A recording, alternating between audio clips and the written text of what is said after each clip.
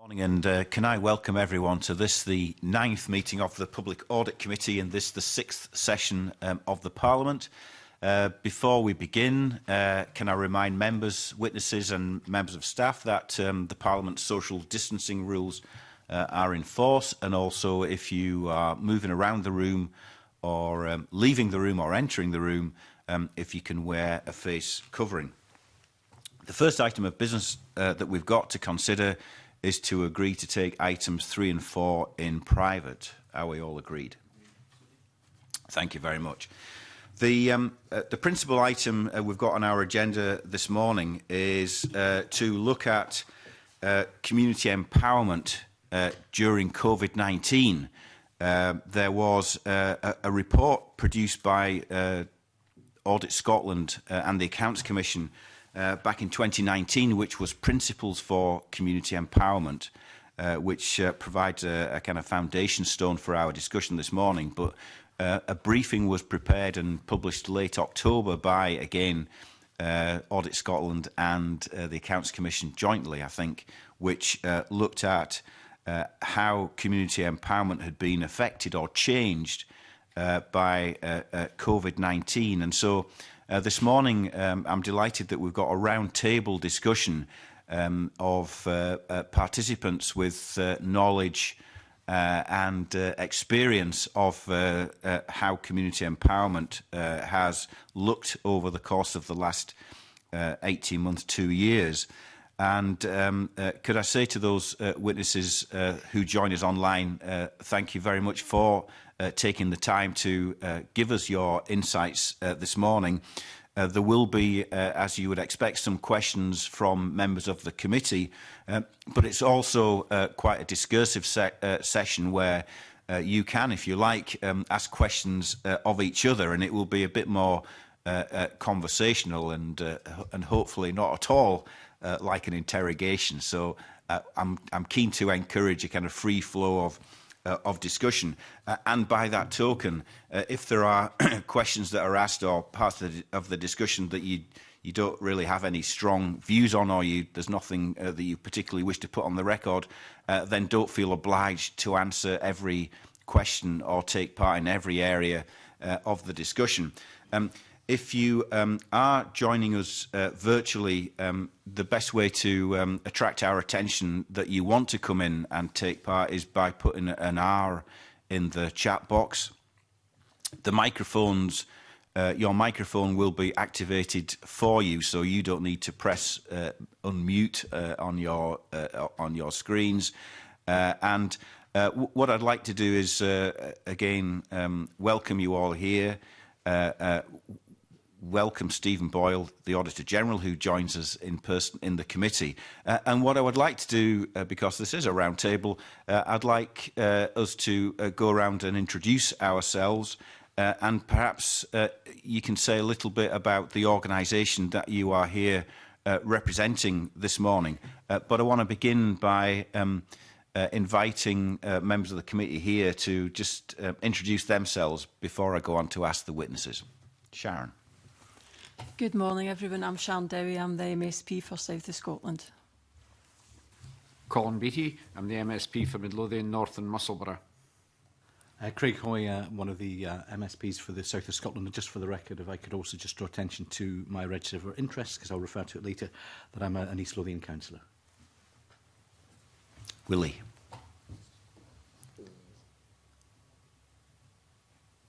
Or Kilmarnock, Carnarvon Valley. Thank you. And can I ask perhaps Stephen Boyle, if you just want to introduce yourself? Many thanks, Convener. Good morning, everybody. My name is Stephen Boyle. I'm the Auditor General for Scotland. And as the Convener says, together with the Accounts Commission, we've produced this update briefing for discussion this morning. And along with the Accounts Commission, we audit around 200 plus public bodies across the public sector in Scotland.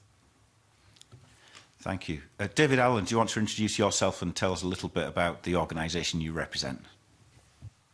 Yes, thanks. Good morning, everybody, and thanks for inviting me to be present evidence to the committee this morning. I'm David Allen from Scottish Community Development Centre. Scottish Community Development Centre is a body for community development in Scotland, for good practice. in community engagement, community research, community capacity building across Scotland, working at a range of levels from policy through practice to working directly with communities and community organisations. Thanks, David. Pippa, could I invite you to introduce yourself and tell us a little bit about the organisation that you work for? Yes, thank you. Thanks for having me here this morning. I'm Pippa Coots. I work with Carnegie UK.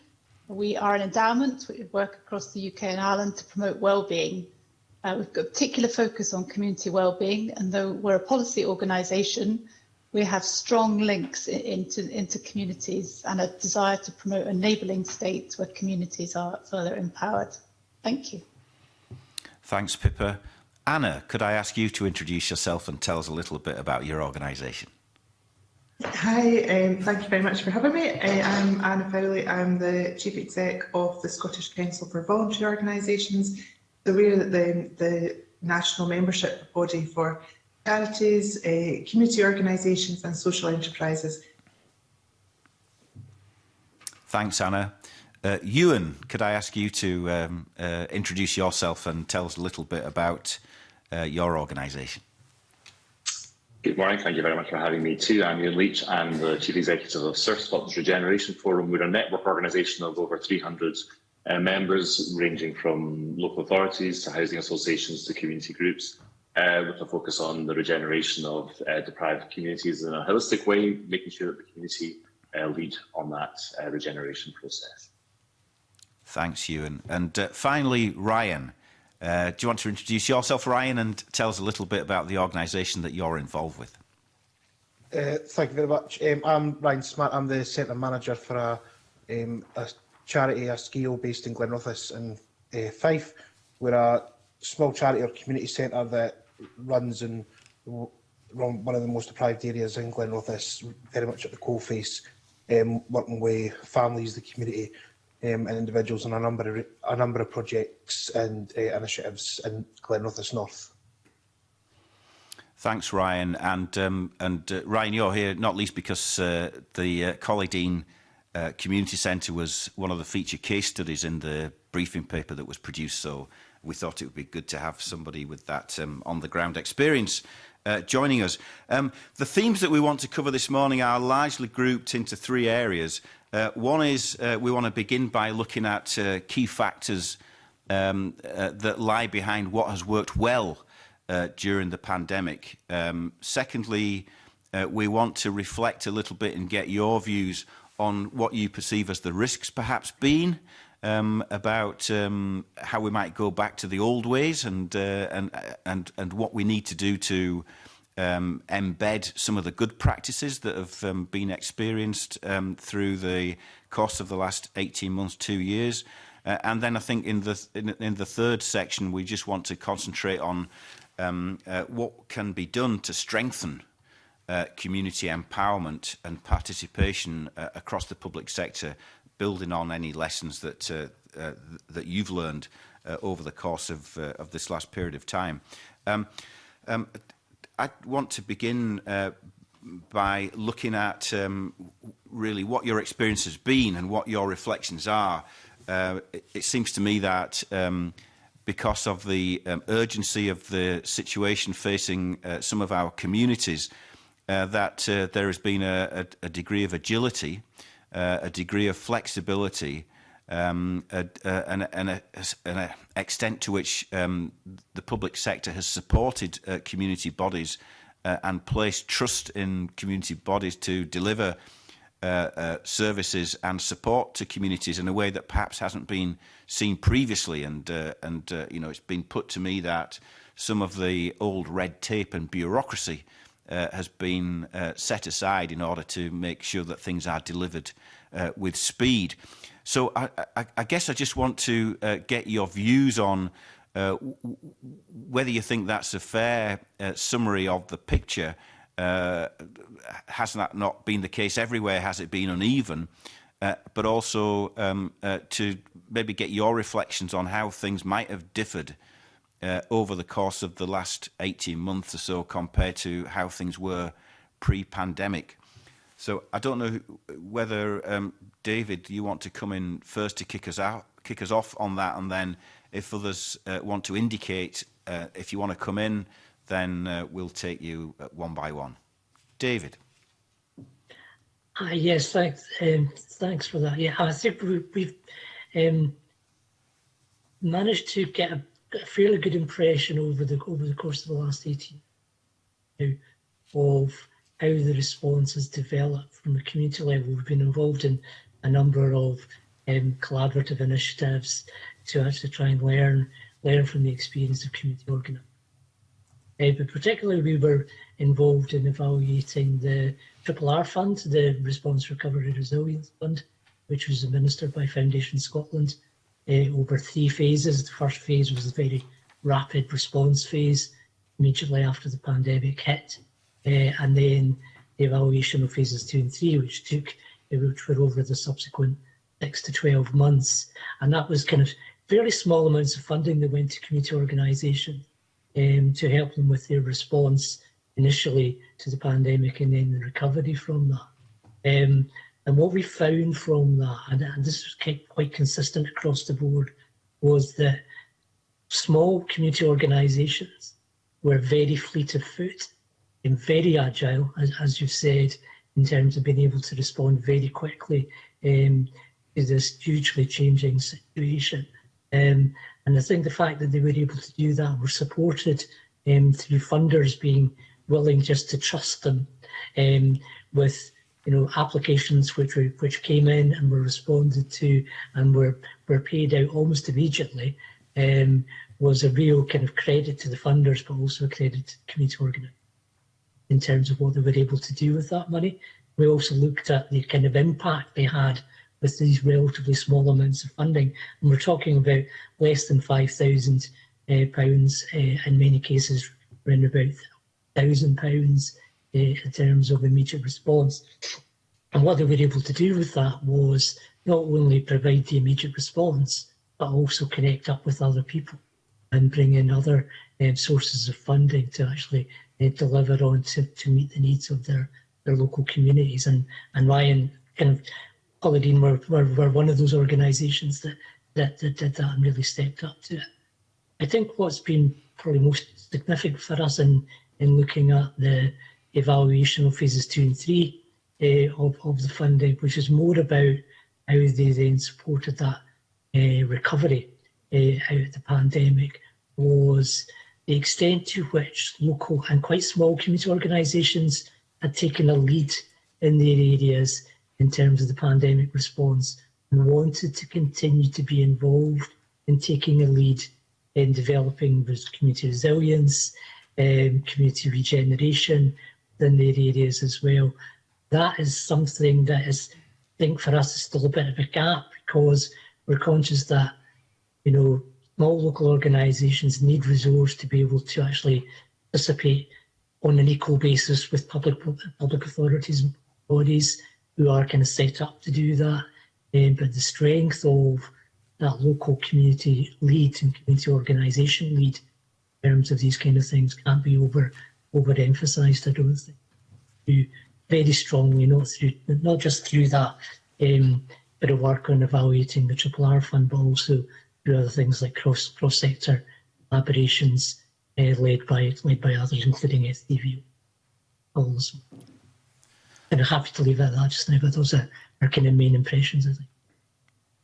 Thanks, David. That is a very useful introduction to the conversation that we're going to have. I know that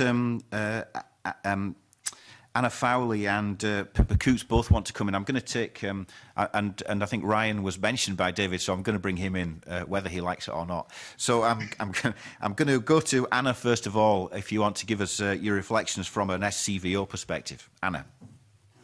Yeah, I think that I would agree with what David said and would build on that, and based on 2 things. So we've been doing some longitudinal research with some academics and various other organisations about the impact of the pandemic on the sector. But I would also commend to you a report called Together We Help. I emailed it to the clerk yesterday, but it was done by the collective, and it looked at the what made social action work during the pandemic and what we should hang on to, and also what was maybe more tricky.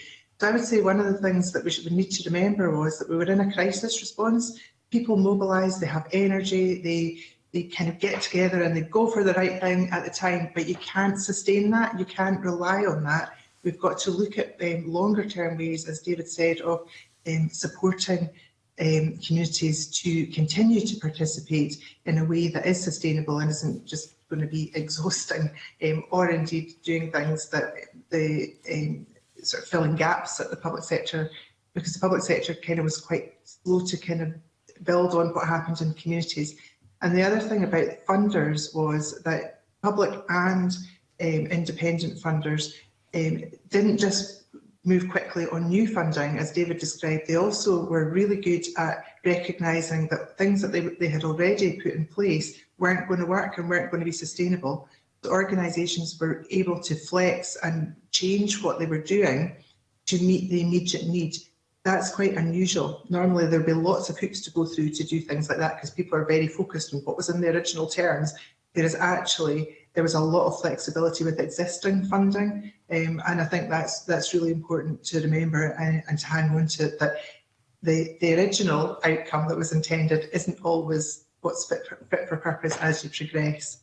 Not just in a crisis situation, but you can learn as you go along and think, actually, this could be a bit different and could be better. So just to sort of recognise that, I suppose. Thanks, Anna. That's helpful. I'm going to go to Pippa before I ask Ryan to give his thoughts, and I think Ewan wants to come in as well. But Pippa, you're next up.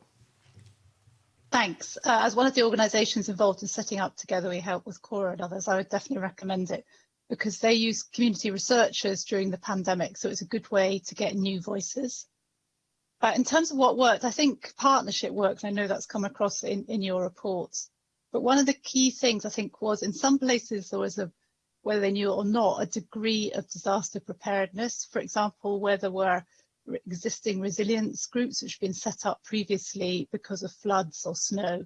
But having that kind of existing partnership, and of course in some places where community planning is stronger, or at least the local aspect, the local community planning groups are stronger, that was also an existing partnership. So I think that having that bed of existing partnerships is really important. And we talk about it so often, but it's quite difficult to realise.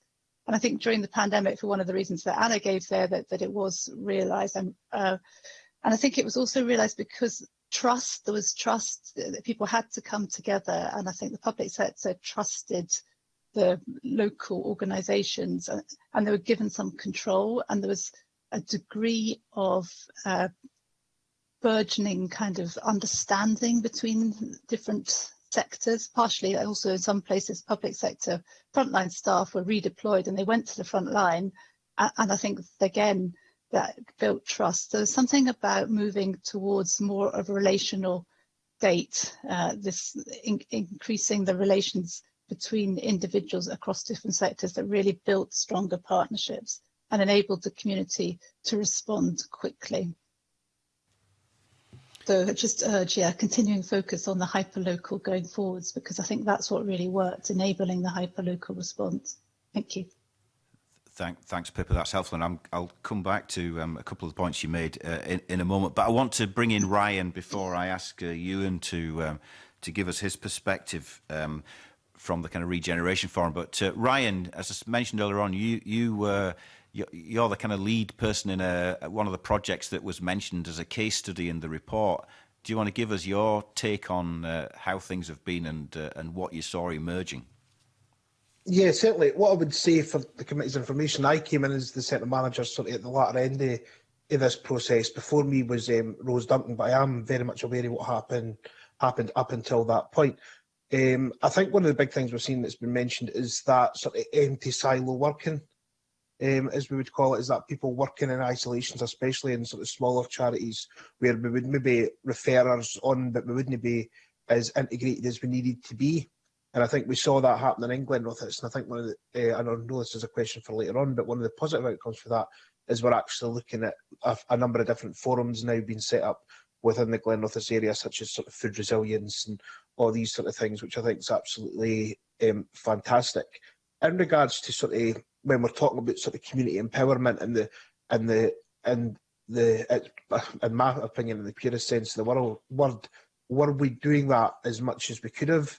I think no, but we couldn't have, because we can't empower people if people are hungry, if people are starving, if people don't have gas, if they don't have electric. Then we need to be putting in these sort of basic principles of making sure that people have got these sort of needs met, and I think that's what we did do. I think as well as the local authority was very good for us. Fife Voluntary Action was very good in taking the lead and sort of across the local authority along with the council. Getting that. I think one of the things that we did sort of struggle with was we were very, very good at that initial response of somebody in crisis and they've not got food or they've not got whatever that was they need, and being able to act to that very, very quickly. But I think where we struggled was sometimes that follow-up process, because very much we were an anchor organisation and a crisis centre.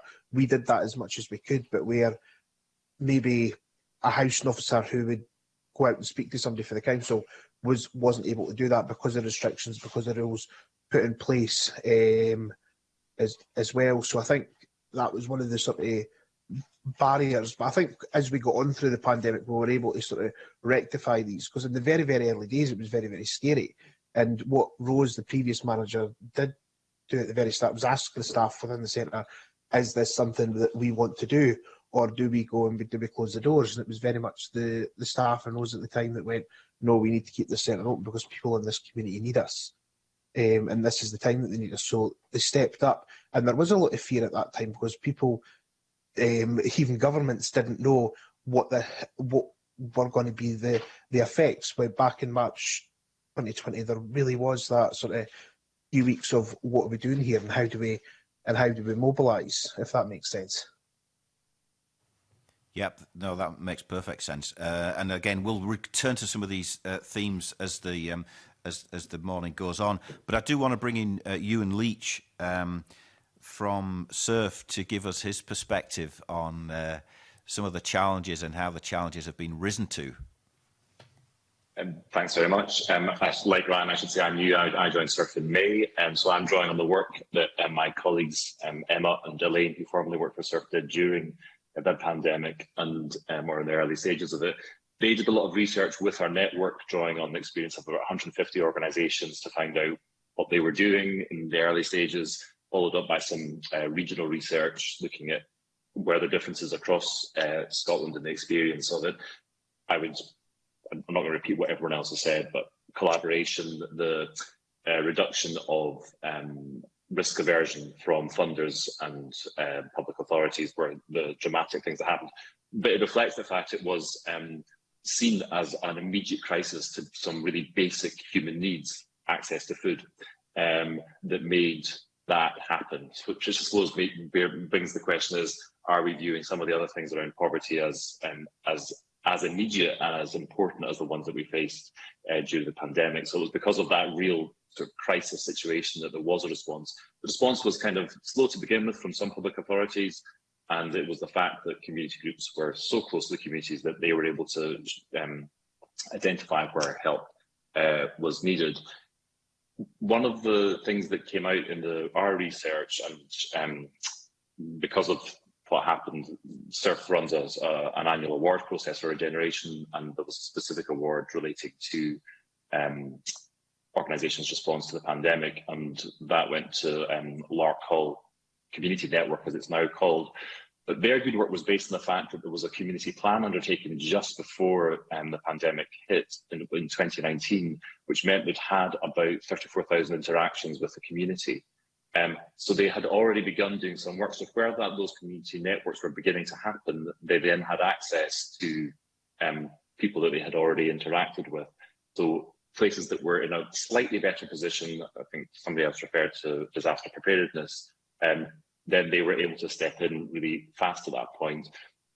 And I think one of the other learning, or one of the feedback to funders, and it happened during COVID, was there's a big need for core funding. Most funding is project-based, but actually the organisations need funding merely just to exist, not just to do specific projects.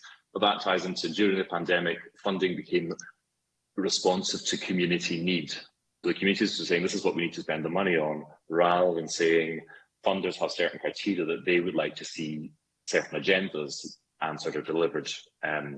That's their preference. That switched to what the communities were saying they knew and were able to identify locally. So that's one of the things that happened during the pandemic, which we would hope would carry on beyond the pandemic. And we're in a kind of liminal stage because the pandemic's clearly not over, and funders are reviewing their processes. That remains to kind of be seen as to whether or not that will continue.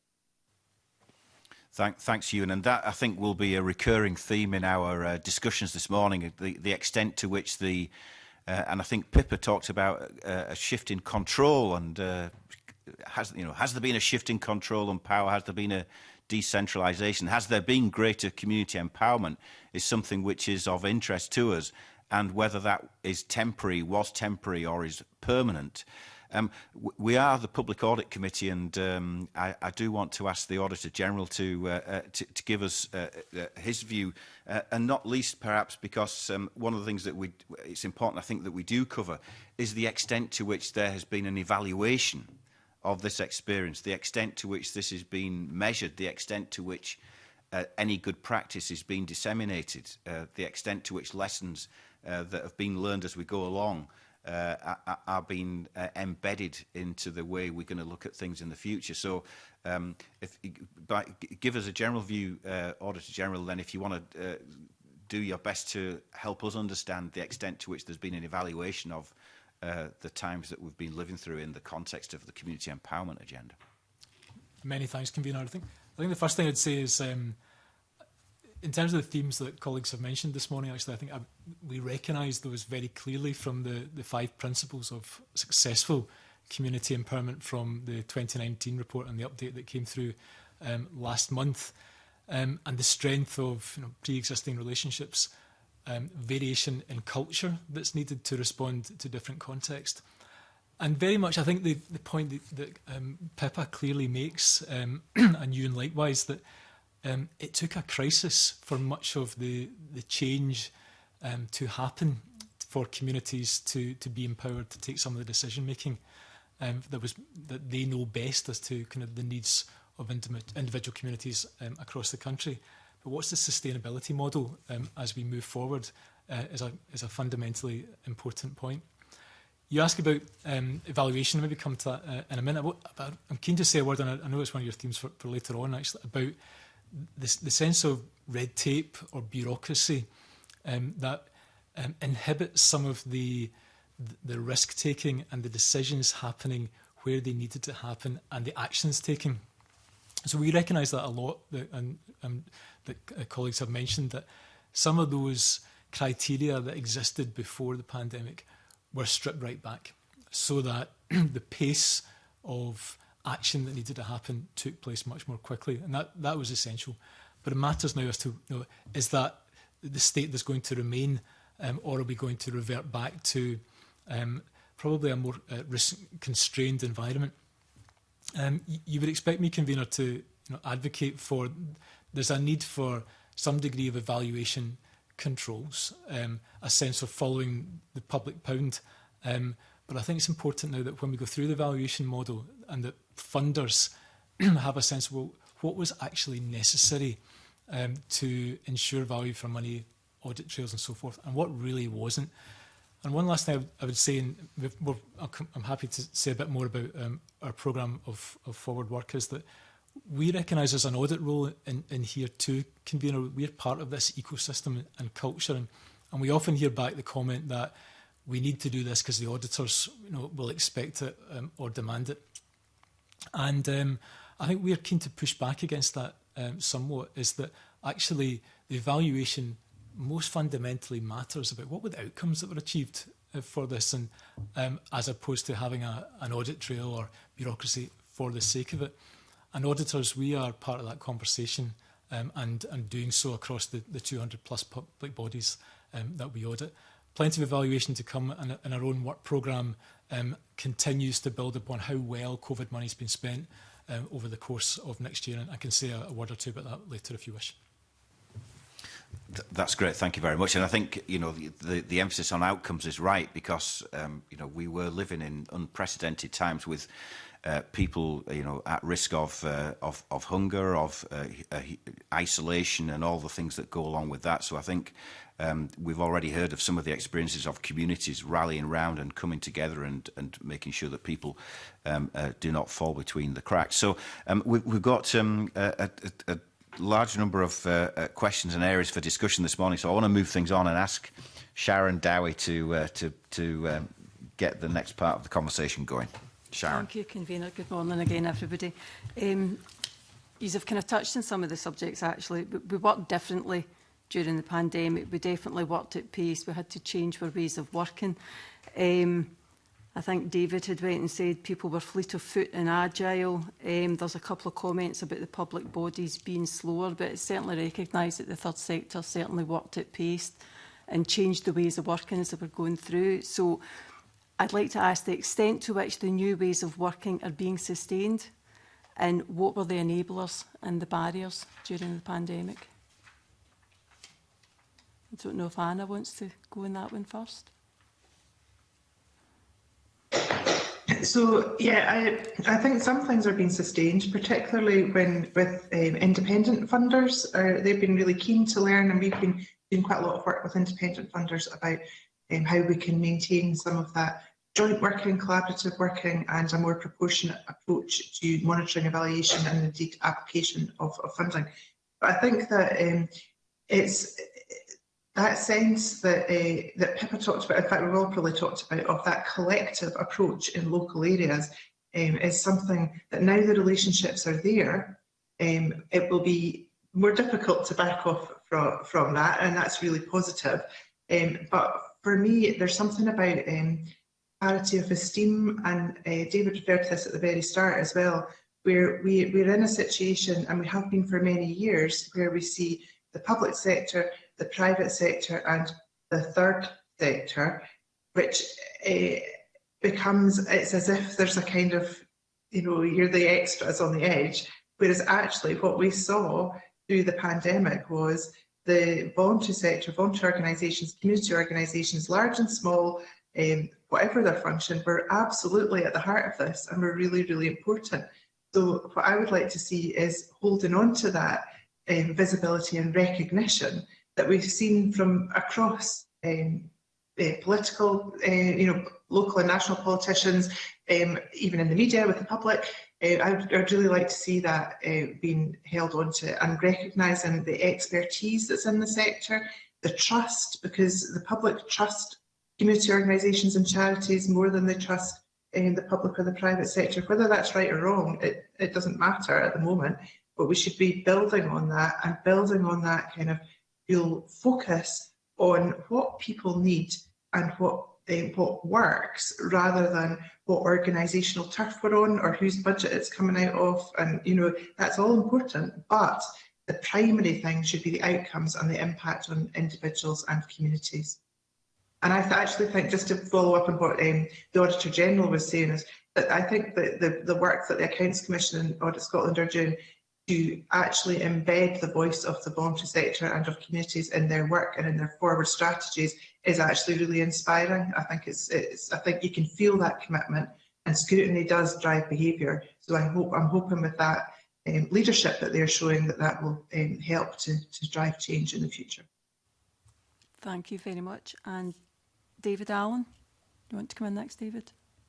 Yes, thanks. Yeah, and just to echo what Anna's just said, actually, I think the work that Audit Scotland and the other bodies have done around about community empowerment has been hugely important over the past few years, and we've been involved in that along with other third sector organisations and activities on that. I just want to come back to a couple of things. I think just about, there's been a couple of mentions made of local authorities being a wee bit behind the game in terms of the COVID response. I think probably unsurprisingly, considering bigger the organisation, the longer it takes to turn around, if you like, and to shift things, and the smaller and more local and hyper-local think as Pippa mentioned earlier on, the easier it is for those organisations to flex and respond quickly. But I think the other kind of main thing was the importance of communities coming together in collaboration. Somebody mentioned to me quite early on in the pandemic that there'd been an outbreak of peace in the community with community organisations who'd maybe traditionally been used to competing with each other for funding, actually coming together for the common good. And that was supported by the way funders approached it as well, as supporting, I suppose, more strategic approaches to how money is spent and used and allocated, particularly through the likes of community anchor organisations. And I think that's a worthwhile thing to follow up on. I think something about local authority response needs to be acknowledged, that there are staff in local authorities whose role is about supporting community empowerment and community development. They're normally in community learning and development teams or similar teams within local authorities. By and large, at the start of the pandemic, they were shifted to emergency response. So they were taken out of their traditional role, if you like, and shifted to the emergency response, which was a perfectly natural and obvious thing to do. I think what we need to see now, and hopefully that is developing, is that those staff are now coming back into the role that they're used to in terms of supporting communities and community responses and around about things like developing community resilience, community empowerment, local community influencing role as well, and they could be strengthened to continue to support those developments, if you like, and so that we don't kind of waste all that kind of energy and enthusiasm and the steps that have been made, led by communities themselves. Thank you. And Ryan Smart. Ryan, do you want to come in? Yeah, thanks.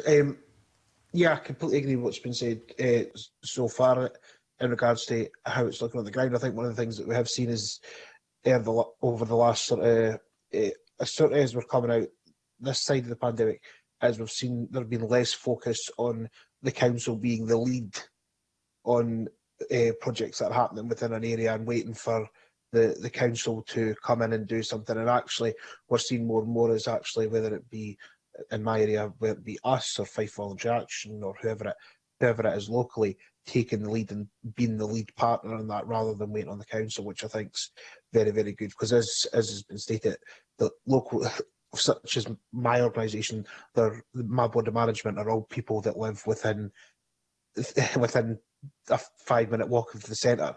So they are from the communities that need it the most. And I think that's where we're seeing that change, rather than it being run for things run by the council or because whatever political party's in charge, whether it be local at a local government level or at a national level. Actually, we're seeing that sort of change, which I think is very, very, very, very good as well. And like it's been said again, the ability for funders to be able to be very, very flexible in what we're trying to achieve. Because again, when we look at an example for Colledean, we had a neighbourhood plan that was researched in 2019 and came out in sort of January, February 2020, and by April 2020, a lot of it was obsolete because there was no talk in there about social isolation and things like that. So I think, again, when we're talking about how will this be maintained, it's about that recognition of sort of local area plans being as flexible as they possibly can be. I think it's one of the things that will help that, and not being as stringent, because again, anything sort of March 2020 for local area plans are very, very different now. And actually, when we're looking at local area plans, we need specific local area plans in regards to that sort of COVID recovery, because I think it's very, very different to how other local area plans have been done, if that makes sense.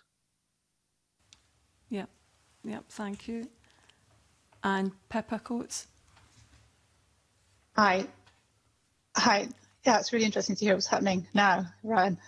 I think in answer to your question about the enablers, I think there's 2 points to make. One was very much, as Anna was saying, this point about parity of esteem.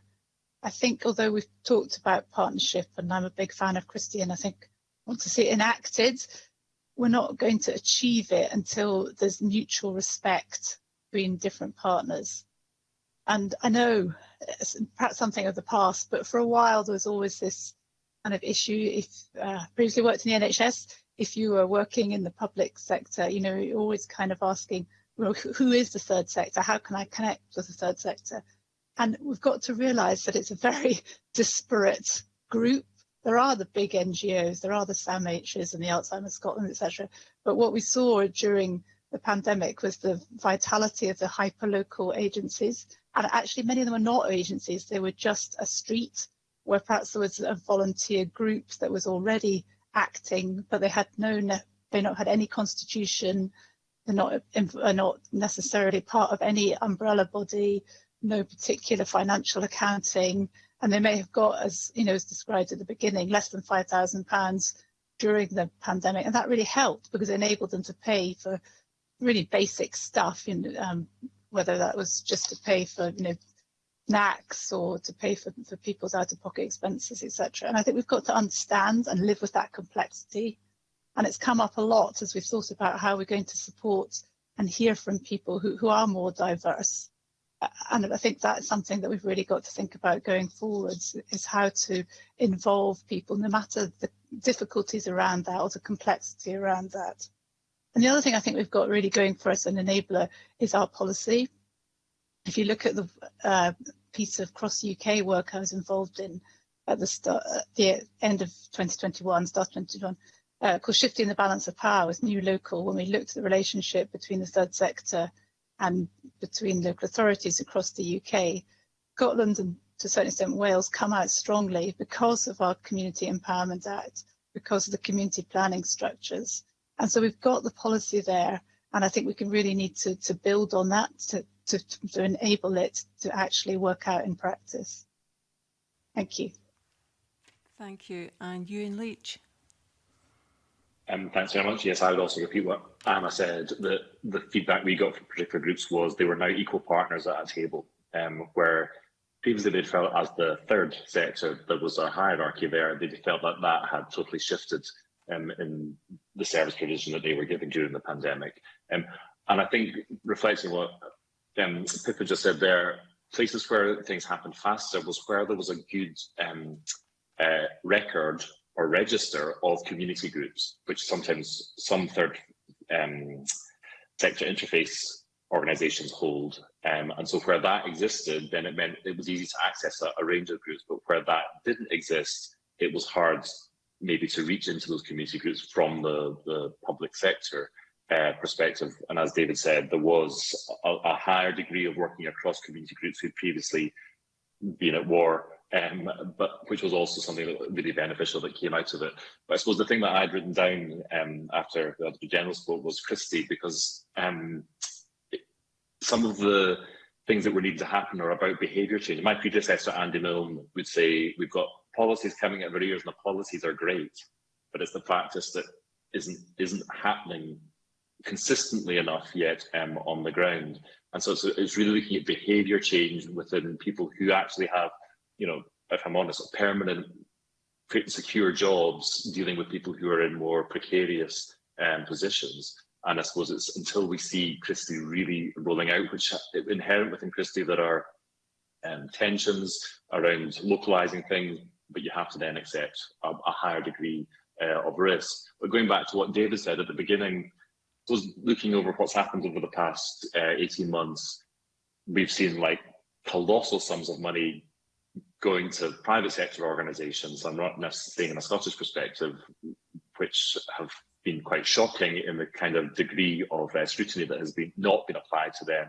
But it's quite small amounts of money that are going to community groups, which make really significant differences. So yes, there are potentially risks about having less red tape around them, but the benefits of those small amounts of money go much, much further in making a difference to communities that need a difference made to them. Thank you. Right, lots of really good points there. Sorry, can I ask Stephen to come in now? Thanks very much, Ms. Dowie. I mean, I'm really struck by a number of contributions from me, actually, and just that sense of, you know, clearly pandemic has reframed who we think of as our key workers in this country. And you clearly see that just about the incredible impact that Scotland's voluntary sector has played in sustaining communities in the crisis that we were in. I'd heard, as I'm sure many of us has, about the competitive environment that exists within communities for funding, and recognising also that the vast scale of additional money that's come through over the course of the pandemic, and and whether that will be sustained as and when we move out of the pandemic environment. And one of the keys will be about longer term financial sustainability, certainty, longer term financial planning. That if all we're operating in is a 12-month funding environment, that inevitably leads to poorer decisions, poorer longer term outcomes. So one of the enablers I think you'd asked about is that what we'd like to see is that there's that longer term environment that allows organisations to plan better for the impact of their work. They'd be able to see that in a more efficient and a more effective set of proposals that come through. Thank you. No, really, really good comments there. I think it was Pip had said about the partnership and mutual respect and who is the third sector. But I think after the pandemic, I don't think anybody's in any doubt who the third sector is. I don't think we would have got through it without you. So moving on to the next section, it's kind of similar themes in my questions about the risks around losing good practical and going back to the old ways of working. So there is a risk of losing the improvement in more efficient ways of working which have developed through the pandemic. So I would like to ask the extent to which public bodies are embedding the new approaches to community engagement in delivering public services. So currently, don't know who wants to come in. It's been touched on in the last question there, but if... Let's see any hands. David Allen. Yeah, I'm not sure at the moment to what extent new approaches to community engagement are becoming embedded. And I think part of the difficulty with that is that we're still in this bit of a kind of phase of some people getting back into face-to-face working. Generally, that seems to be more the case in community settings where local authorities largely are still working remotely. In those kind of areas as well. So it's still a bit, for me, a bit tentative about what extent public authorities are taking on board the learning from the pandemic and how that can be, turned into better practice. I'm not saying it's not happening at all, but I think it's quite early stages at the moment. And we've got quite a focus in SCDC on promoting participatory budgeting, for example, and PB's been supported by Scottish Government and has also been supported by local authorities. Obviously, local authorities 1% mainstream commitment now as well. But I think they are still, not struggling necessarily, but finding that challenging to see how they can make their processes more participatory and genuinely involve people in influencing how budgets are spent and decisions are made as well. So there's a ways to go on that yet, but there are kind of doors opening on that. And I suppose for us, the main concern is the learning from the pandemic needs to be fed into that. Because if we don't learn from that and the kind of role of communities in taking a lead in influencing decision making, doing all the things like you had mentioned about community action planning and stuff like that, then we're it's going to go back to that kind of communities being done to in terms of the way decisions are made on and taken forward as well. And I think, again, encouraging learning from the pandemic in terms of the hyper-local is going to be really useful. We had a local governance review which started before the pandemic hit, kind of stuttered a bit, and I think it'd be really useful, I think, to see that coming through quite strongly over the next period, because I think people have got an appetite for being involved in that discussion about local governance now, which maybe they didn't have so much beforehand.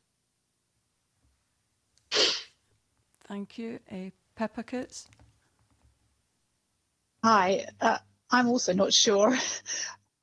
I think what the pandemic has reinforced is that we need more of a local and relational public sector, and Many of the anecdotal stories we heard about the partnership working during the pandemic were that employees in the public sector, particularly those perhaps who were seconded to the front line, felt a real sense of, that's the right word, achievement, but it was a positive thing for them to feel more local and engaged, and to engage in these very local partnerships.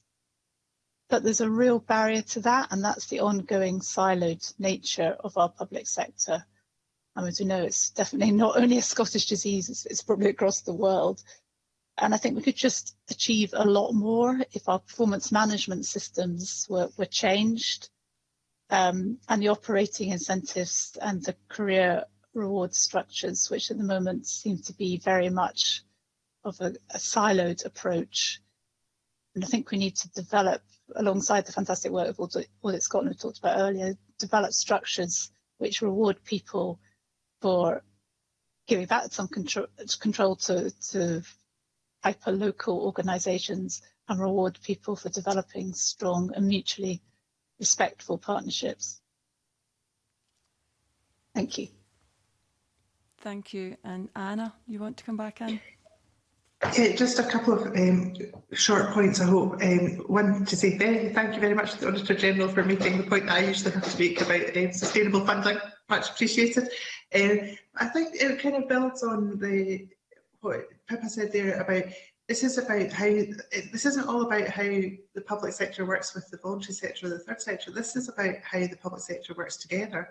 And that's what we saw during the pandemic. And we've all talked about councils throughout this session, and they are the closest to their communities of the public bodies. They are doing great stuff and could be better. But what about all the rest? What about the NHS? What about the enterprise and skills agencies? What about all the rest of the public sector? What are they doing to build community empowerment? So councils might take a lead role on that, and I would say voluntary sector takes a really key role in delivery of that and working in partnership. But what about the rest of the public sector? What role is it playing in that? And I think in terms of making things happen, Ewan said, we've got so many reports and recommendations going back for decades. We've got great policy and legislation around community empowerment. We need to actually implement some of those recommendations. And I would say Social Renewal Advisory Board, and I would say the report I mentioned earlier, Together We Help, they've got great things in there that all support this. So could we not have any more commissions talking about stuff? Could we just do the things we know already? That would be nice. Thank you. Thank you. Totally agree with you on that point. And could I ask Ryan Smart to come in? I've wholeheartedly agree with Anne there. I'm sure it will not come as a surprise. I think, as well as that, I think this is a great question, but I think it's a question we need to continue to ask. But it's very, very early in these stages. I think one of the issues we've got is when we're looking at whether it be the NHS or even Police Scotland or the council, I think the people that work in these organisations that are on the coal face as such want to do this work and want to continue working in this way. But when it comes to targets or service managers, sometimes have a different view because they're not based within the communities, they're based within HQ or they're based within the management block, wherever that is. And we need to sort of change that top-down approach to that more grassroots approach that we've seen during the pandemic as well. Because like I said, my board of management are all local people that live in the local community, but are the service managers for these sort of bigger organisations based in the communities that are most at need? Are they based in communities that are in the top 10% SMD areas, or are they based in areas that are more affluent? And when we're looking at the sort of the hardest hit areas, we are looking at these sort of SMD areas that where Collegine's based. We're looking at that, but how many of the service managers and these people actually have come from these areas and have lived that life that a single parent of a single parent's coming in and at that point of crisis and needing help. So I think these are sort of things that we need to sort of look at, and how do we maintain that going forward. Thanks, Ryan. Great points there. And could I ask Stephen to come back in? Very much. Of course, I agree with what's been said, actually, and a number of points just to emphasise, if I may, about performance measures are too narrow. You know, there is still a lack of breadth across performance measures that for public bodies that encourages collaboration, shared working, that commitment to working across the traditional boundaries to lead to better outcomes, because ultimately users of public services care much less about the boundaries than those of us who are working in public bodies, and that needs to shift. I wanted to pick up the point about Anna made about, you know, absolutely local authorities are closest to their communities, but there are many national bodies who have very clear obligations under legislation, the Community Empowerment Act, for they too to play an important part in this, and that's often forgotten and not given enough emphasis. It's interesting that even, you know, a feature very clearly before the pandemic about the progress in implementing the Community Empowerment Act, and a couple of points were emphasised. One about participation requests, about not being strong enough in there, and even being seen as an indication that community empowerment hadn't worked well enough, which just feels quite a strange conclusion to reach. But the other thinking as public bodies emerge from the pandemic about the community control of assets, and there'll be many public bodies evaluating just working practice arrangements, their use of their estate, and we can expect as people's habits have changed, whether it's the offices for workers or other assets that are widely held across the public sector, how those will be used in future, and whether they'd be better used by community organisations. So there'll be, expect a very significant opportunity for community organisations and public bodies to progress with that part of the legislation for community benefit. So I think that the sense of it feels like it's too early to be definitive to say about the practices and the progress that we've seen over the pandemic is yet embedded, but there's a huge opportunity now just to continue some of that learning as and when we emerge from the pandemic. Thank you, Stephen. And can I ask you and Leach to come in now as well? I agree with what's already been said, but I suppose as an example, we work directly in two communities, and the response, so have things changed? It's variable. We have two communities that have a direct interest in publicly owned assets. One local authority is bending over backwards, not marketing a property, has provided funding for a feasibility study for future community ownership and use. Another one just wanted access to a building just to use it for a weekend, but they were told no because it might conflict with the decorating scheme that they maybe had planned. It wasn't definite. It was a kind of bit of a computer says no.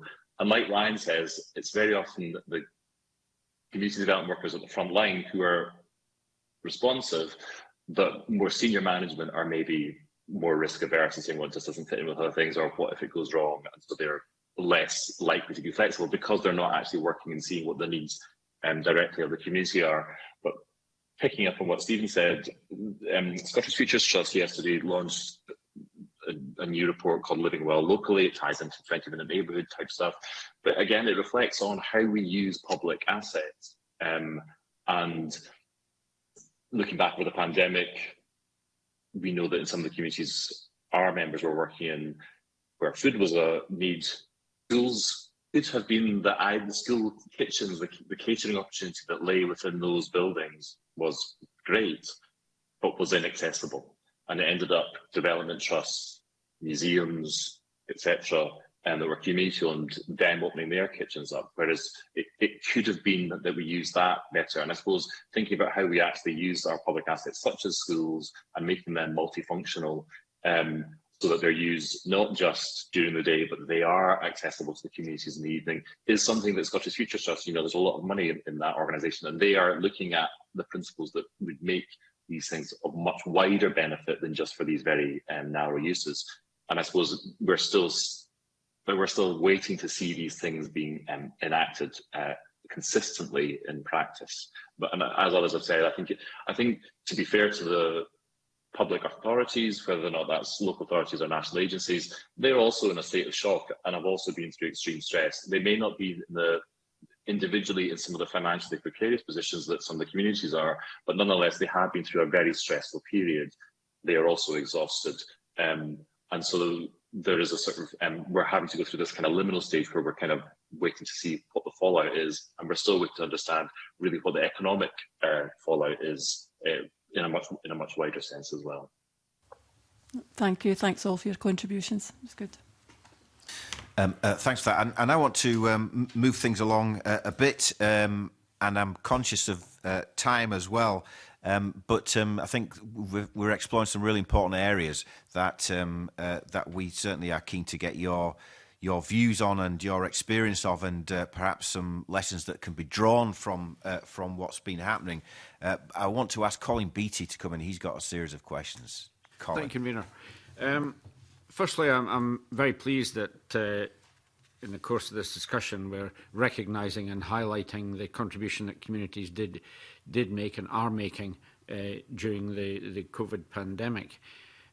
Just to pick up on something that the Auditor General said about funding and funding's all too often on an annual basis. I suppose the problem with that is the Scottish Government's funded on an annual basis.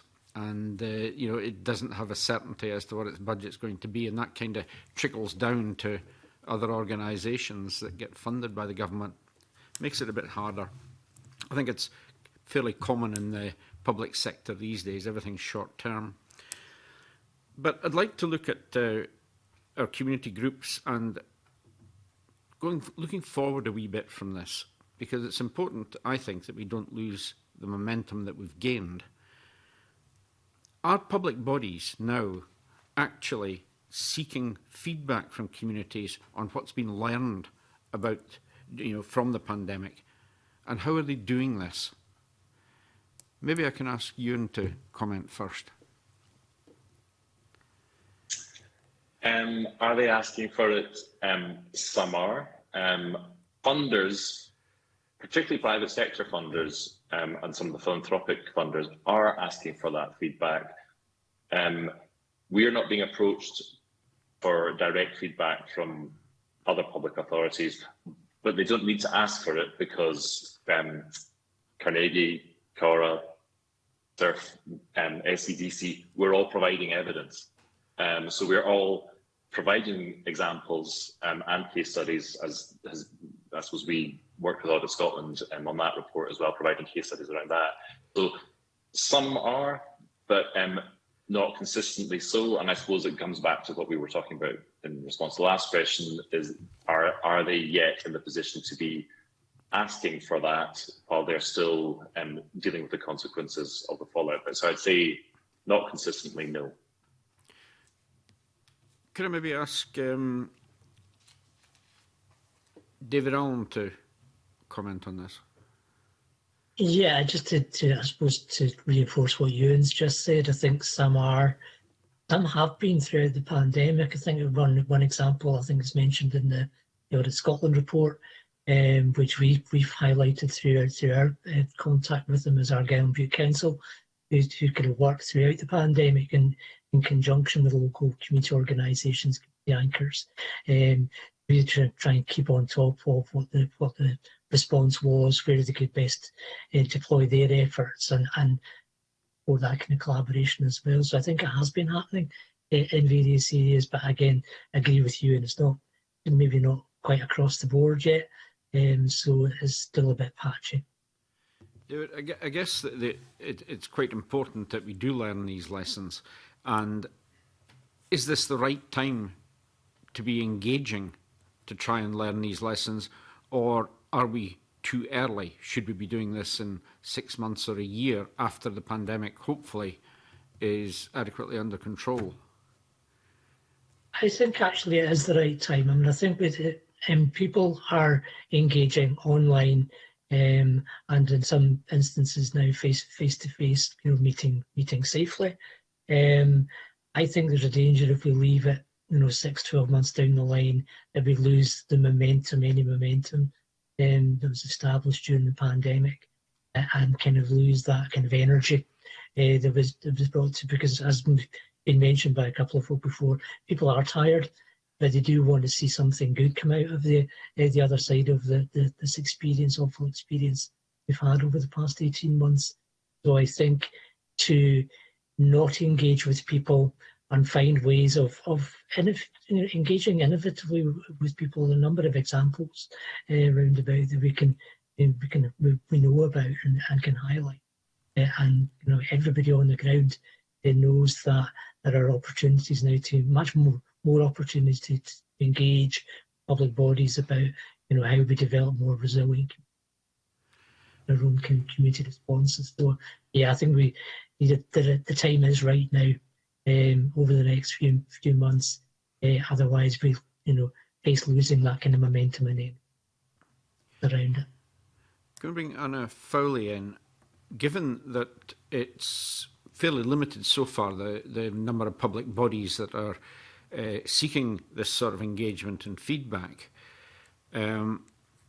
is there any indication that those that are seeking this feedback are actually making use of it in a positive way?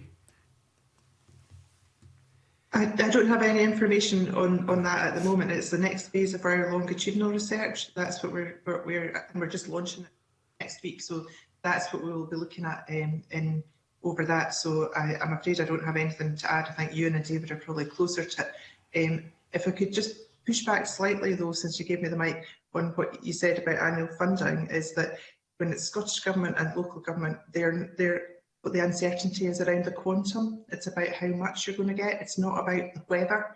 Whereas for most voluntary and community organisations, it's whether or not they're going to get any funding. That's the issue.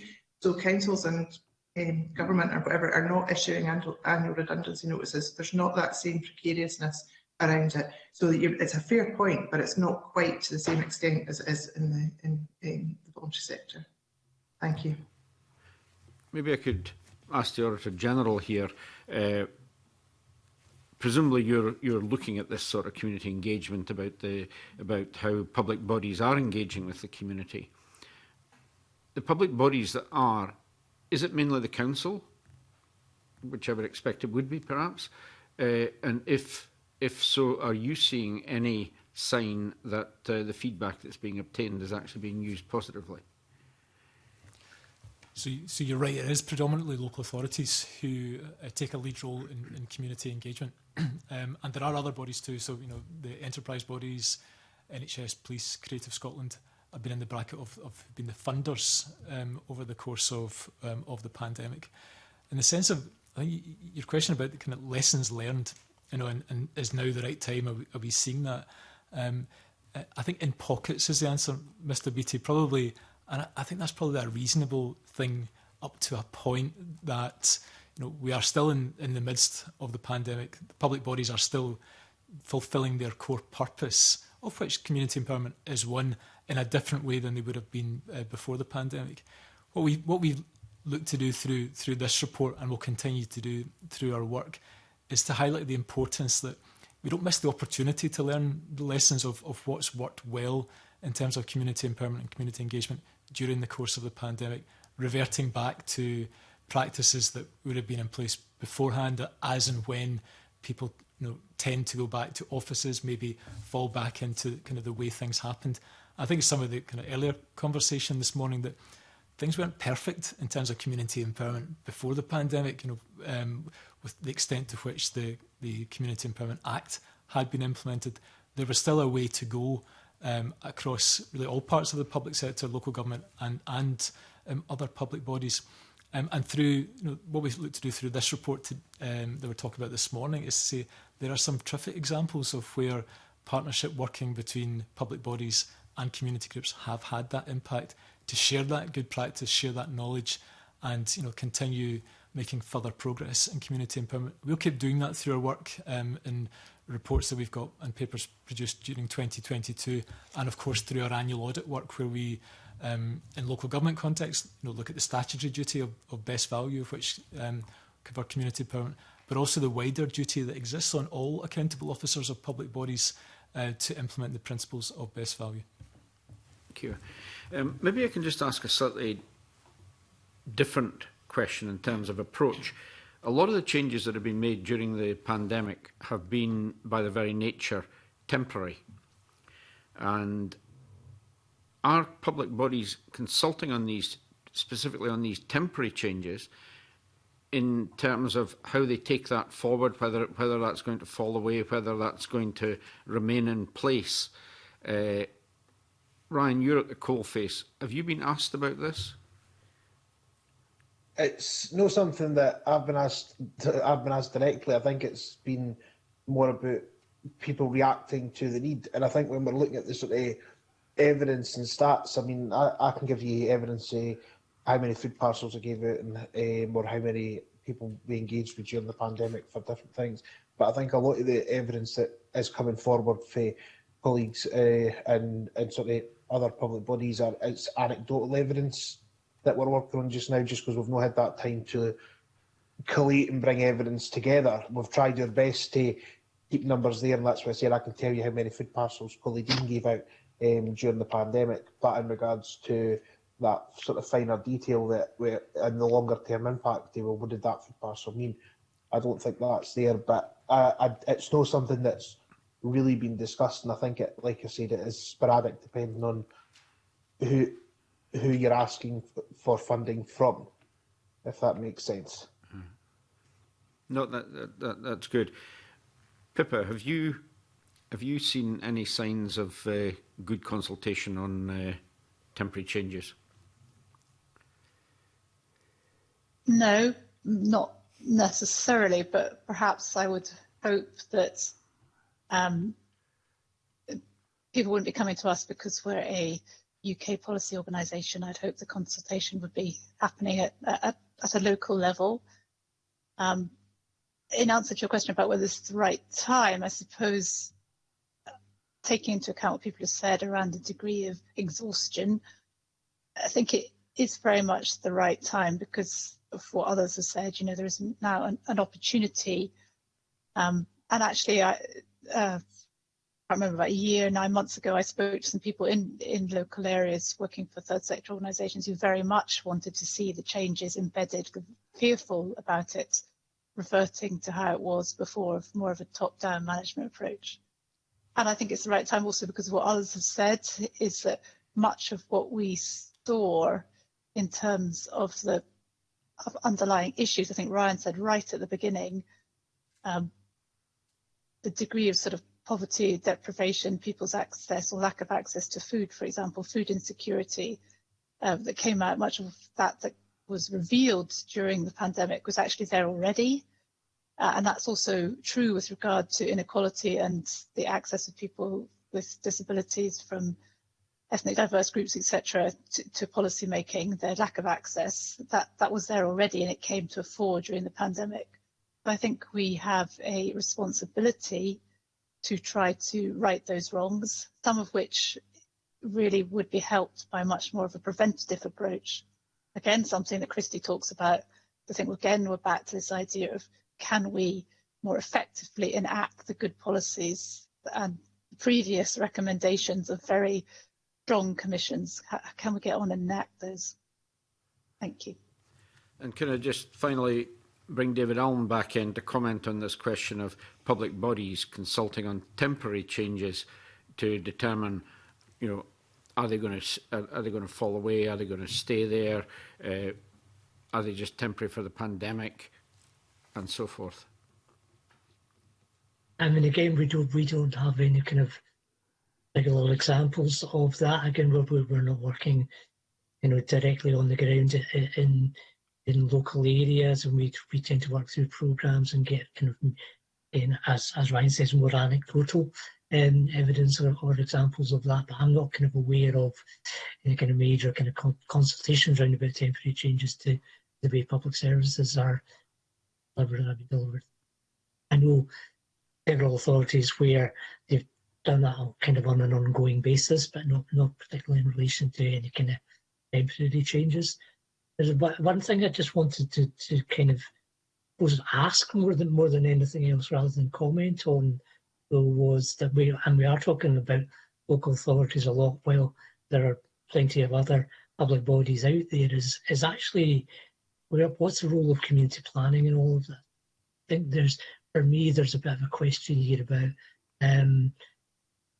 where has community planning been in terms of the response, collaboration and coordination of efforts there. I thought that would have been quite a natural role for community planning partnerships, and I get the feeling that it's not been across the board, although I might be wrong. I don't know if I have other opinions about that. You make a good point. Thank you, Convener. Thank you very much. And I think there is a broader discussion there, David, about the extent to which we've got any kind of participatory democracy beyond participatory budgets in local authorities, for example. What is the engagement on that broader spectrum, which I know Anna has spoken about? It's not just about local government. What is the rest of the public sector doing about community empowerment? So I think these are strong themes which have really come out of this morning's session so far. We're into the kind of final part of the session that we've got, and I'm going to invite Craig Hoy to ask a few questions and steer us through this final section. Craig. Thank you, Convener, and welcome everyone. One question, just perhaps that maybe hasn't been answered. I maybe want to use the closing stages just to look forward to see how we can strengthen community empowerment moving forward, because there are clearly still some challenges, despite the huge and at times heroic efforts, particularly of the third sector during COVID. And at this point in time, it might just be worth asking this question, maybe if David Allen from a national perspective, and then perhaps Ryan from a local perspective, is to what extent, despite all the progress that we've made, is there still a hard-to-reach group who we didn't manage to engage with during the pandemic? And what can we do on the basis of the learning that we have of the progress we've made to move forward and perhaps reach those marginalised groups for whatever the underlying reason is? How can we finally move forward and make sure that the legacy of this is that we do reach them in the future?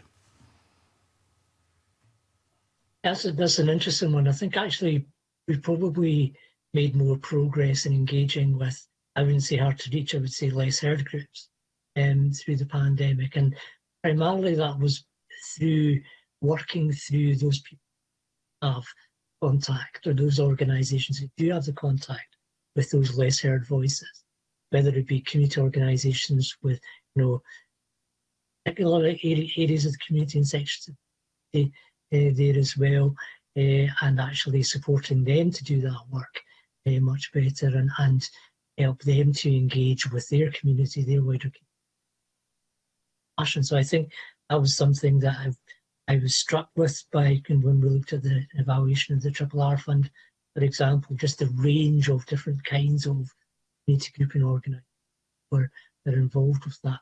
Although they did reflect to us, one or two did reflect to us that they found parts of their community that they didn't know really existed. We didn't engage with them prior to the pandemic, and they just kind of highlighted the levels of need which were even greater than they'd originally envisaged. So I think there's still a bit of work to be done on that, but definitely work through those organisations that have those networks and contacts locally and make use of the community networks that exist, because they are really, really strong and really, really useful. And that came out through the work in the pandemic. In terms of how we strengthen community empowerment moving forward, I think we need to build on the work that's already been done. I think we need to build support for the anchor organisations and networks in local areas. We're already beginning a bit of work in looking at how resilience partnerships can be strengthened as well. I think it was one area that we thought maybe the existing resilience partnerships that were around maybe didn't quite connect with wider community networks at times and in certain areas. So it'd be really useful to look to strengthen those and their links across wider communities.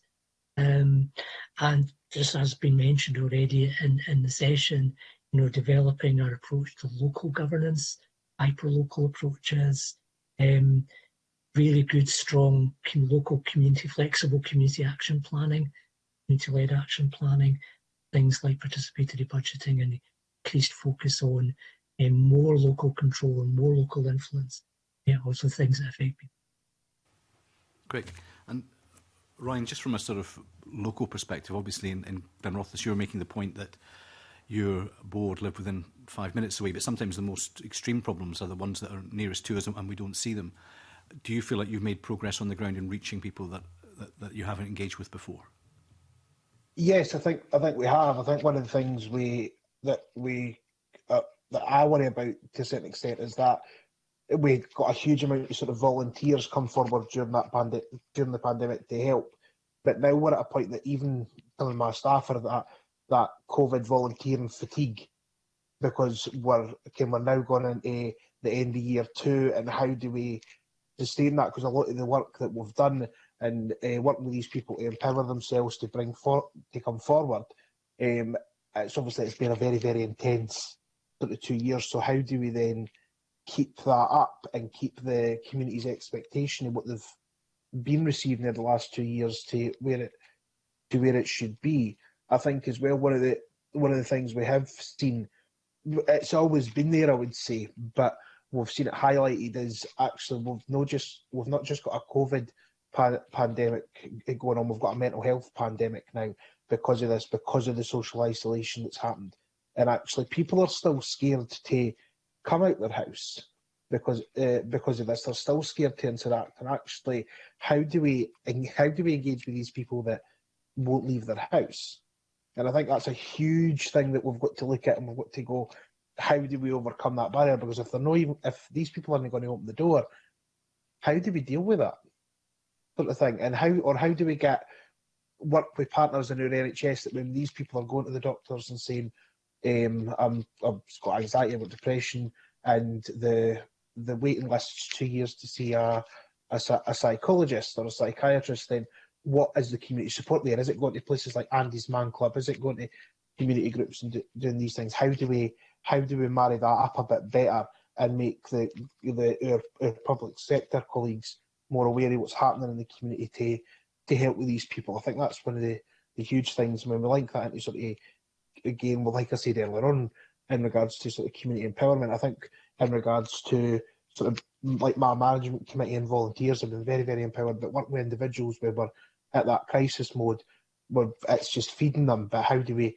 take that on and give them the tools to empower themselves? And the same I would say goes with mental health. I think when we're looking at how do we achieve this, again, Anna spoke about it earlier on about the funding, and one of the things for me as a centre manager I think particularly hard is if I wanted to apply for funding to employ 2 youth workers to run a mental health talk and cafe on at Colledean, which I do, it's relatively easy to find that funding.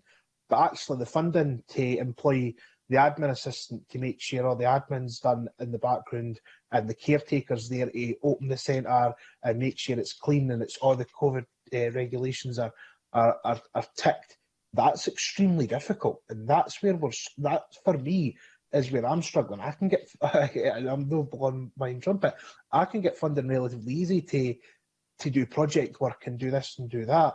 But actually the core costs, turning, switching the lights on and giving a caretaker there and having an admin assistant there, who are just as key in this process, are particularly hard to do. And again, it goes on to what we were saying earlier on about that longer term funding. Now, I could have my mental health talk and cafe for a year, but I don't know if I'm going to have it next year. And I think when we go back to funders will go, well, what were the outcomes? And a lot of the time, you struggle because it's the long-term outcomes. It's the outcomes that if you're working with a young person at 13 with mental health issues, you're maybe not going to see, you'll see wee small things straight away, but actually the longer-term effects of that, we're not going to see for 3, 4, 5 years. And it's how do we capture that, and how do we give that, how do we explain that to funders? And I think what David says about, like I said earlier on, about local community plans, they need to be flexible, but actually there needs to be a great deal of work looked at these again, and actually a lot of them need put in the bin and started completely from scratch, because we are in a completely different world, whether that's nationally or locally. Thanks.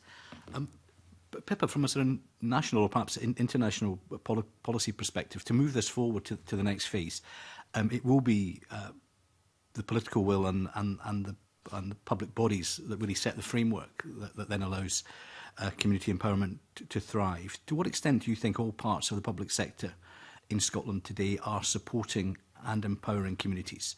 And is there any international best practice or any policy that we could be drawing on as a ready-made template to try and embed that within Scotland to improve that empowerment and engagement? Thank you very much, Mr. Hoy. I think, as I said, we have some very good policies in Scotland. We're often given as an example of good practice, particularly around the more holistic purpose of government, which we have within the National Performance Framework, which is a wellbeing framework.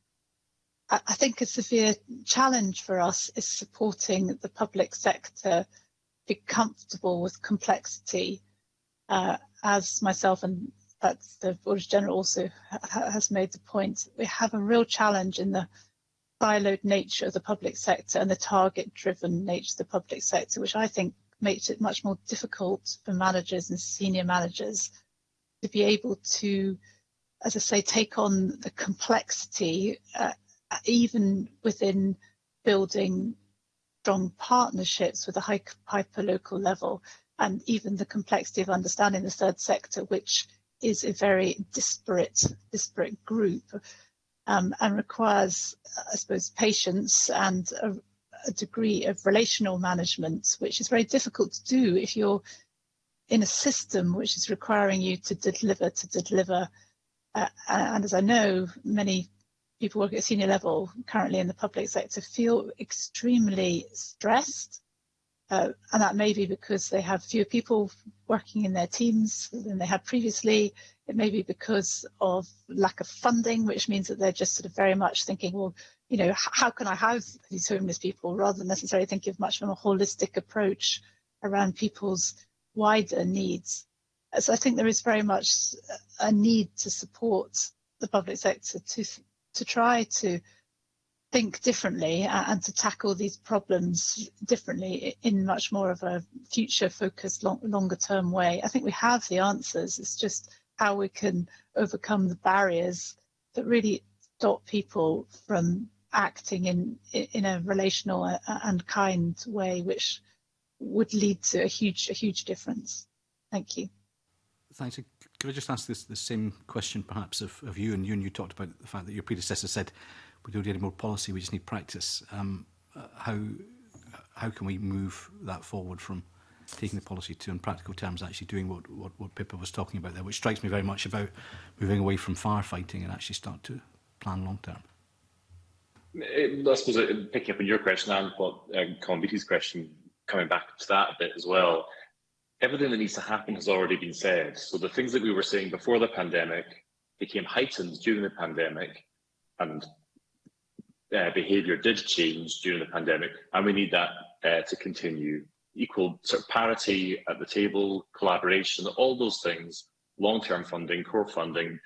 We were all saying this 5 years ago. I was saying it in my previous job. We're continuing to say it, but it's become, this has become more important. Your question was an interesting one about international comparisons. So we often look at Scandinavian countries as a good example, and it's to do with how close local governance takes place, the principle of subsidiarity, where decisions are made. These are also high tax states, and that is not by accident that those two things happen together. And so the local governance review, the outcome of that, we're particularly interested in that. One of the interesting things about the local governance review, one of the final report for that was, I think community councils were maybe mentioned once in it, and it's kind of like, well, there's a layer of there's a layer of governance there which we could be utilising if funding for it was there, basically. So there are all sorts of things that could happen. We've all recommended they've happened. Anna, I got in touch with Anna actually after she wrote a blog saying that she wouldn't be contributing to any more advisory groups, because the SRAB, the Citizens Assembly, all sorts of recommendations have been made. They're consistent with what has been made for the past 10 years. It's changing behaviours within the local authorities and other public bodies. And to a degree, I suppose, there is, because of the mass resignations, the changes that are happening around employment, there is now maybe an opportunity for things as staff are changing. So new work practices and refreshed work practices are becoming maybe more embedded within public bodies, but it's taking far longer than is desirable.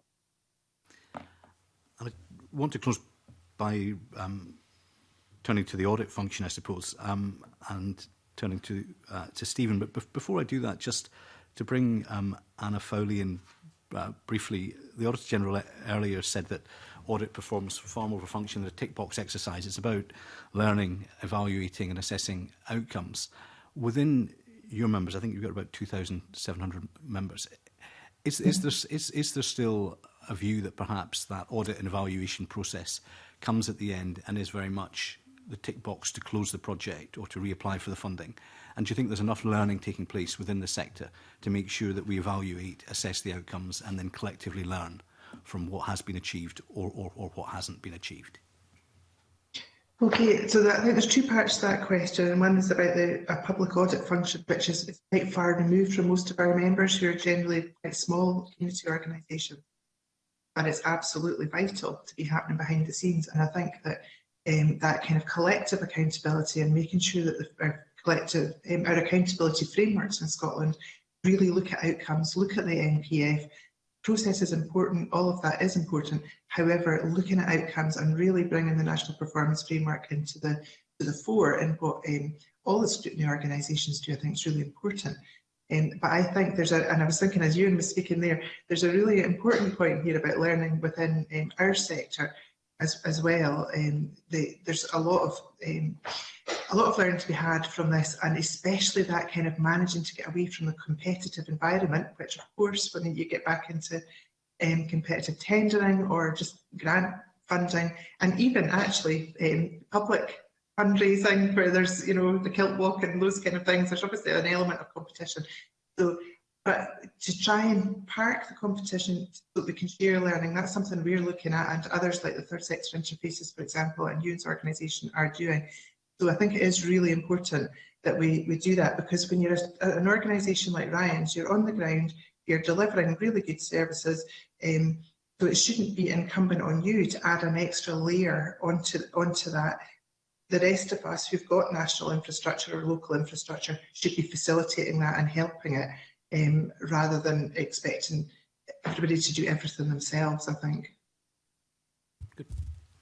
Thank you. And just to close with the Auditor General, the convener mentioned two words that I was going to bring up, which are participatory budgeting, which is obviously one of the very concrete examples of community engagement and empowerment. And taking that the local government budget's 11,108 million, by my maths it's about 111 million is being spent through some degree of direction of community engagement.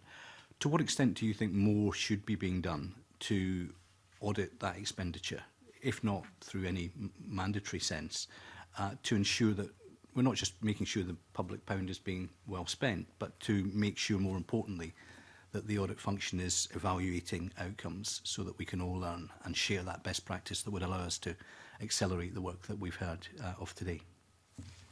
Thank you. I think we're starting from a strong place in Scotland, and not one of complacency. And maybe say a word about the, as we've made no secret of, we're supporters of the National Performance Framework, that kind of has that connection between public spending and the outcomes. More needs to be done to move beyond the framework and better translate what's actually been spent and what the longer term outcomes for public spending of taxpayers' money. In terms of the audit model that we have in Scotland, we already operate a wider scope model of auditing. So as well as auditing the annual accounts, we also look at the value for money, best value arrangements of how well that money's been spent and what's actually being achieved from it. And in our paper, we have one of the case studies you've seen it is on participatory budgeting and the success of that in Renfrewshire.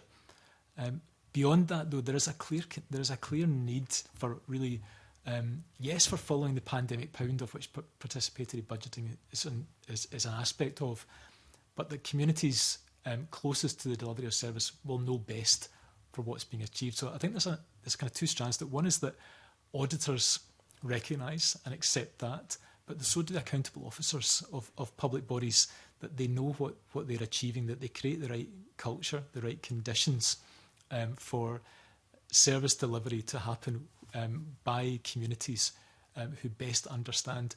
And as I mentioned earlier this morning, is that auditors have a clear role to play in this, that we rise to the challenge and challenge back where necessary, that we are inhibitors of innovation and risk-taking. Because I think for all the things we've seen over the pandemic, that yes, we can respond as a country in a crisis, but that innovation now needs to be sustained. And that the last thing I want for public audit is to thwart some of the innovation that's clearly so necessary to continue across public services in Scotland. So we're very clear that we've got an important role to support accountability, but to be enablers of some of the innovation and change that still needs to happen. Great. Thank you. Thank you very much. I know that we've just got a few minutes left, and one of our members, Willie Coffey, is joining us virtually this morning. So I'm keen to bring in Willie, because I know that he has got some questions and some reflections on this morning's conversation. So Willie, over to you. You'll probably get the final word this morning. Thanks very much, Convener, and I've really enjoyed the contributions made by our colleagues. It's been absolutely fascinating. So most of the questions have been asked, so I was hoping to give our colleagues maybe a final chance, Convener, to offer a final thought about what their key wish would be going forward. Now, we're the Audit Committee of the Scottish Parliament, and as is just discussed there, we have to, with the Auditor General's help, follow the public pound. But I was struck by some of Ryan's contributions in saying things like, you know, when you're giving food parcels to the families that are desperate for them, is that an audit function? How on earth do we audit things like that and the outcomes that flow from things like that?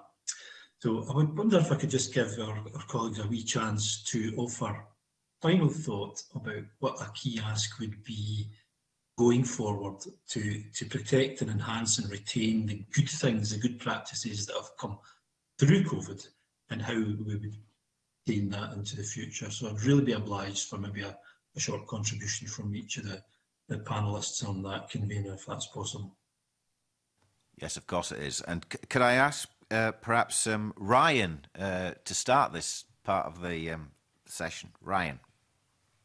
Yeah, for me, it's about listening to the communities. We need to listen. We need to continue to listen to our communities going forward more than ever before. We need to listen to them, but again, we need the third sector. We need the funding to be able to do it, and we need again that sort of core funding that goes around the infrastructure.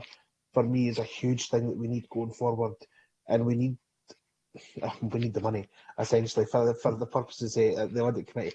Is we need that money there to be able to look at that. I think we've got the COVID recovery grants that are coming in. That I'm in the process of applying for one just now. But I think that's for the next year, and actually we need some sort of commitment that'll be there for maybe the next 2 or 3 years, because we're still here. COVID's still hitting us, it's still affecting the most vulnerable people within our society, and we need that to continue, and we need the flexibility of funders to continue as well, and for all funders, not just government money, to continue with that and allow us to be at the end of a phone call and be able to make the decisions relatively quickly, going, I've applied for £10,000 to do this, however we've quickly realised that this is now a priority, that can we use the money for this, and for that trust to continue to go, yes, use the money, because at the end of the day we are helping the most vulnerable people within our society. Okay, thanks for that, Ryan. Anna, perhaps?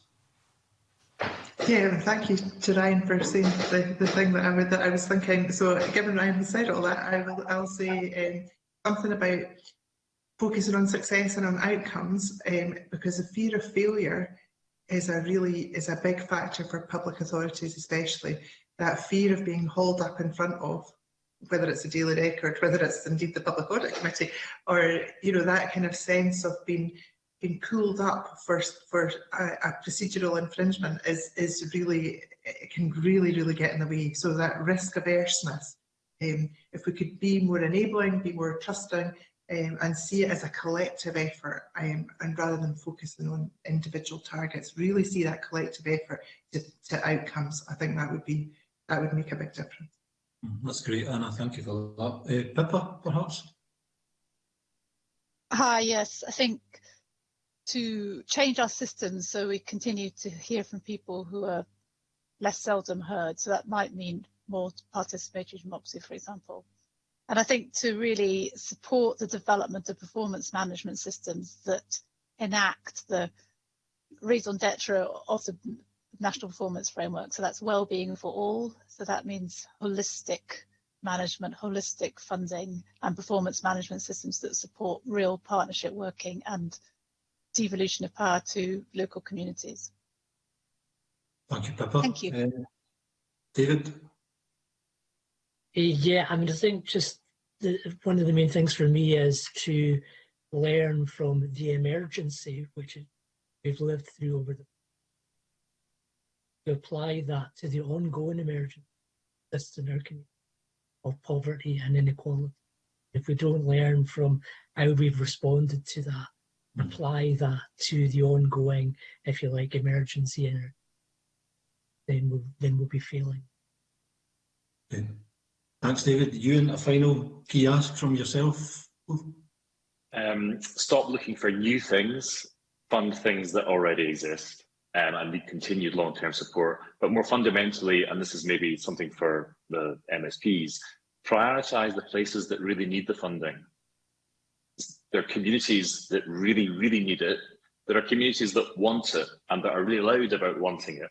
And that within your constituencies, you'll have both. And it's quite difficult for you, I think, because of you're representing both communities, to support the ones that need it most, and for some people to accept that they are currently not going to be the beneficiary of public funding in the short term, when there are people with much more fundamental needs that need met. So prioritisation is something that I would strongly advocate in long-term funding. Thanks, Ewan. Thank you very much for that. Okay, convener, back to you. Thank you. Thanks very much indeed, and I would certainly echo loudly Ewan's final comments there, but I really want to thank each of the panellists for your contributions this morning. It's both been instructive, insightful, and I think has given us lots to think over about what we can do as the Public Audit Committee of the Scottish Parliament in ensuring that the harsh lessons that we've been forced to learn because of circumstances beyond our control are ones that are embedded into our public institutions, including this Parliament, but also find a ready echo in the communities that you all serve and that we seek to serve as well. So I'm going to have to draw this session to a close. I do want to emphasise, though, to those people who have been kind enough to join us this morning, if there are further things that you want to get across that you haven't had time because of the time pressures this morning, please don't hesitate to put in a written submission. It doesn't have to be an omnibus piece of work. It can be short, sharp and pithy. But if there are points that you've not felt you've had the opportunity to raise, or on reflection from this morning's session you think are important for us to consider, then please put something in writing to us, and we will consider that in our deliberations. But once again, thanks to all of you online. Thanks to the Auditor General for joining us in the committee room this morning. And I now draw the public part of today's committee meeting to a close. Thank you.